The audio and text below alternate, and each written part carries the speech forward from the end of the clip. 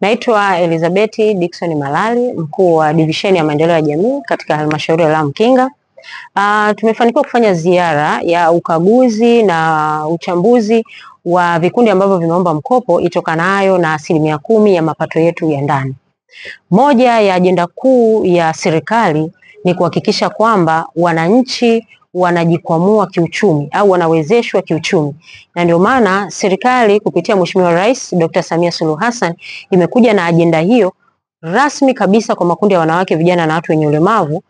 ili waweze kupata mikopo itokanayo na hii 10%. Kwa hiyo tumefanikiwa kufanya ziara hii na mchakato wa kupata au upatikanaji wa hii mikopo kumekuwa na maboresho mbalimbali ambayo imeendelea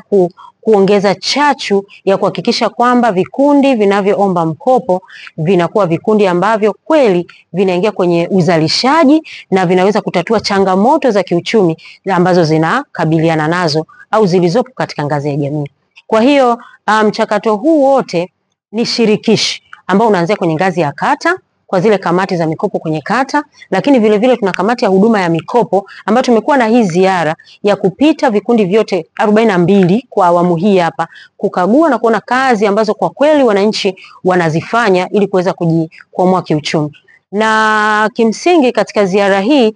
kamati ya huduma ya mikopo imeweza kujionea kazi mbalimbali ambazo wananchi kwa ujumla wake wameweza kujiunga katika vikundi na kuhakikisha kwamba wanaendelea kusukuma hii ajenda yao ya kiuchumi kwa kufanya kazi kwenye ushirikiano kwa maana ya vikundi vya pamoja.